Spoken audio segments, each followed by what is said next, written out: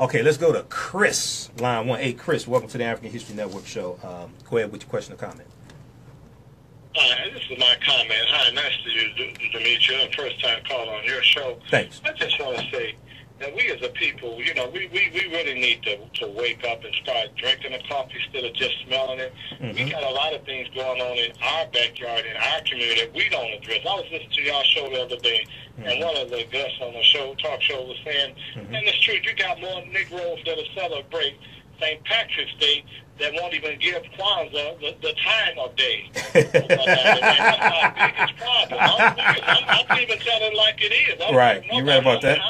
Hey, what they say, I'm the LeVar Ball of this show. I believe in telling it like it is. I'm telling it like it is. Just ain't got as much money on the expensive gym shoes. But anyway, right. I'm a regular caller. Okay. And I'm going to say this too. Go ahead. And I'm going to get off the lines. All these sisters, I heard there's some sort of so-called boycott against Michael B. Jordan because he's not dating an Afro-American woman or whatnot, this and that. Well, they need to boycott Halle Berry, and they need to boycott these other actors, the tennis girl or whatnot, who Serena Williams had that Caucasian child, like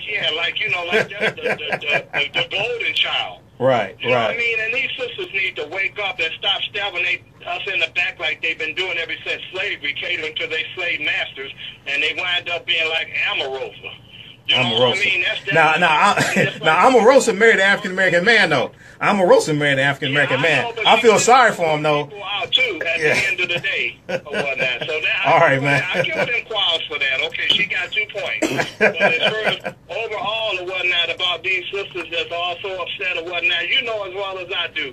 Most of the Afro-American sisters, they don't want decent black men. They want these bad boy tired, you know what I mean, but buffoonery type of swashbuckling Negroes or whatnot. Instead of somebody that really means them. They call the decent black man weak and soft. Okay. You know what I mean? And I'm tired of it. You got all these hip-hop shows with these hoochie mamas dating these sorry Negroes and stuff when they rap hip-hop. And I'm not knocking the music. I'm just saying that persona. It's sort of like a modern version to me of Step and Fetching and Avens and Andy, how these networks just clean up our ignorance and stuff like that, and the disrespect that those women have for us as men. You know what I mean? And they need to get themselves together or whatnot. So you're going to start seeing more to it than that, you know? Right. And okay. That's just my comment. Ain't nothing wrong with telling on brothers out. They doing wrong like Tabitha Smiley. But you seen it backfire though with the brother on a major network and a brother that works for a major newspaper too. They told on them, and them brothers got their jobs back. Right. So while they trying to put us down and mess us up, they should be trying to stand us up and stand behind us, because behind every good man is a good woman, and we ain't got that in our community, and that's why these things keep happening. Okay. All right, Chris. Thanks for calling. Okay, Chris said a mouthful. All right. So let's look at this. Okay, number one. Most African-American women marry African-American men. Most 88% of African-American men who get married marry African-American women. African-American women have been the most loyal, and they're actually the least likely to marry outside of their race. Okay. Now, you do have a smaller percentage that fall into the category Chris is talking about. But largely, we know African-American women throughout history have been very loyal to African-American men. All right. Now, he has a really good point when you deal with the reality TV shows like the Love and Hip Hop, and there's a new Love and Hip Hop Miami, and those are largely designed to target and negatively depict African-Americans as well. And if you go back and listen to the show that we did before the break, you know, I talked about it was December 17th actually. I talked about the new study, Blavity.com, Blavity. Blavity.com had an article about this, as well as the Washington Post. New study finds news outlets promote false negative portrayals of black families that don't match reality. New study finds news outlets promote false negative portrayals of black families that don't match reality. Despite government data disproving them, news outlets perpetuate stereotypes such as welfare queens and absentee fathers. But when you dig into this, and then the article from Washington Post is called News Media Offers Consistently Warped Portrayals of Black Families, Study Finds. News media, N-E-W-S, news media offers consistently warped portrayals of black families, study finds. And when you look at these articles, they talk about how these stereotypes fuel political rhetoric and inform public policy, such as Congress's consideration to gut social safety net programs.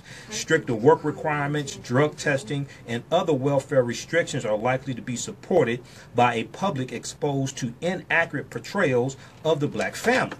Legislators can point to media coverage of black families in their zeal to further limit welfare programs and say, quote unquote, it's all their fault. They just need to get their ducks in a row.